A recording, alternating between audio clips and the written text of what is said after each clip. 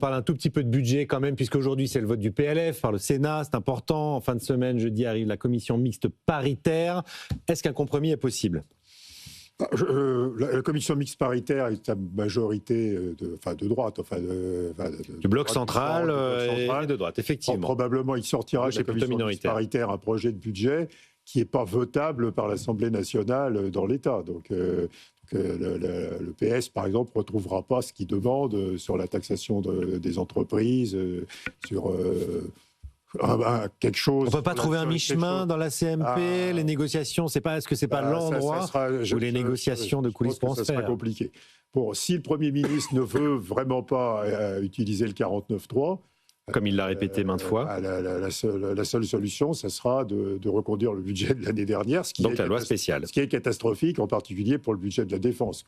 Bon, on a quand même Elisabeth Borne qui sort ce matin, pour la première fois, un membre du bloc central qui dit qu'il faut utiliser le 49.3. C'est la petite musique qui monte, là, Léonidas. Enfin, en tous les cas, ce qui devient évident, c'est qu'il y a un grand nombre de groupes qui sont favorables à ce qu'on en sorte, qui ne veulent pas assumer la responsabilité du contenu de ce oui, d'un texte qui ne va à personne, mais c'est peut-être qu'il est équilibré. Oui, mais dès lors qu'il ne va à personne, personne ne veut l'assumer. C'est d'ailleurs aussi la raison pour laquelle le Premier ministre ne veut pas du 49.3, parce que s'il présente le 49.3, ça veut dire qu'il est lui-même le responsable, il assume la paternité d'un budget dont personne ne veut assumer la paternité. Donc, tout le monde se repasse la patate chaude, quoi. C'est un peu ça, une situation un budget qui brûle les doigts. Invraisemblable oui. de volonté d'irresponsabilité collective. Je trouve que c'est un spectacle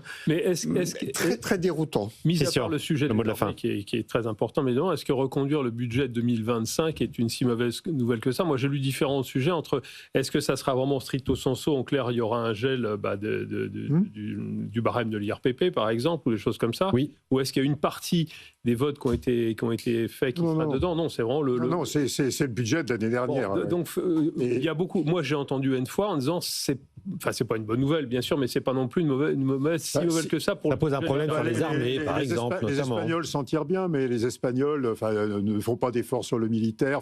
Oui, non, dès le moment que vous souhaitez déformer la structure de la dépense, c'est très compliqué. Mais au final... Et puis le problème, c'est qu'on va atterrir en 2026 avec un déficit public à peu près de l'ordre de celui de cette année. Et oui. On sera à 5,2, 5,3.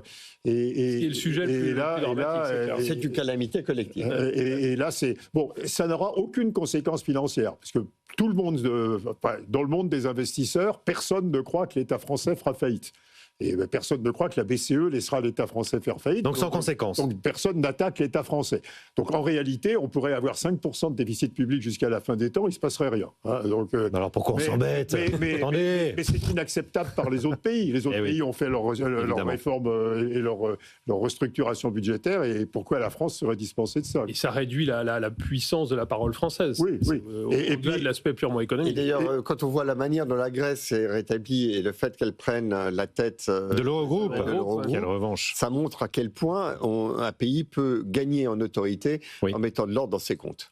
Bon, ce sera la morale de l'histoire. On se retrouve dans une minute, on va parler